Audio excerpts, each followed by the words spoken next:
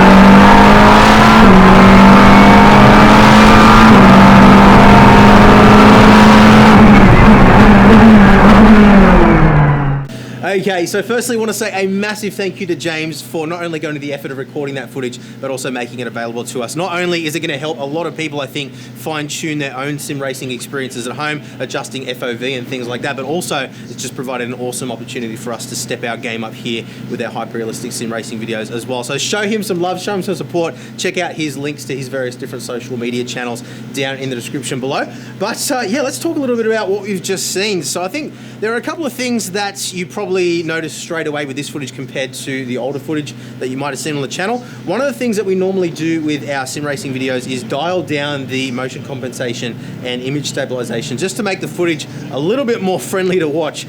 That was a lot more realistic in terms of what you would see from a helmet cam with things bouncing around and moving, but that isn't really comfortable to watch for an entire race, I don't think. So that's the reason why you see the footage moving around and bouncing around a lot more here than you would have seen in a lot of our racing videos. So let us know whether you'd like that or whether you'd prefer the smoother footage like what we normally do.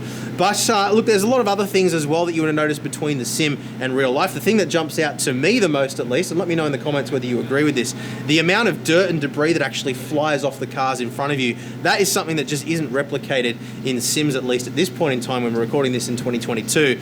I'm hoping that with Unreal Engine 5 and more advanced game engines moving forward, that's something that we'll be able to introduce into a lot of these games, and I think that's really going to add a new element to the immersion, particularly for people that are running big screens like this or VR, because having things flying at you is one of the things that really gives you a sensation of speed. Now, while we're talking about sensation of speed as well, another thing that I noticed between real life and the simulation is just the amount of wind noise and, you know, all those other elements to the sound which you don't get in the sim, even though the actual engine sound and creaking and suspension, things like that, are actually amazingly accurate, at least in ACC, compared to what they sound like in real life. So I think that wind noise also is going to add a lot of sense of speed as well, and that's something else that I would love to see move to sim racing. But other than that, it's really just down to, you know, the camera kind of struggling to get the contrast between inside the cabin and outside the cabin in real life. Obviously here in the studio, we have the benefit of being able to use higher end camera gear. It can be bigger and bulkier as well. And you guys have seen videos on how we record our videos. If you haven't,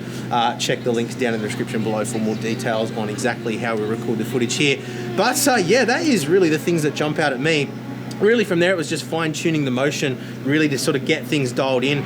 Paying attention to details like the amount of jolt there was in the movement when he's changing gears, you know, how much the car rocks to the side, how much he's moving around in the seat relative to what's going on the track. And I did spend quite a lot of time fine-tuning our D-Box here to really get those settings dialed in. And I can definitely say that the experience is a lot more immersive having done so. So it's a little bit of a crude way of doing it, I guess.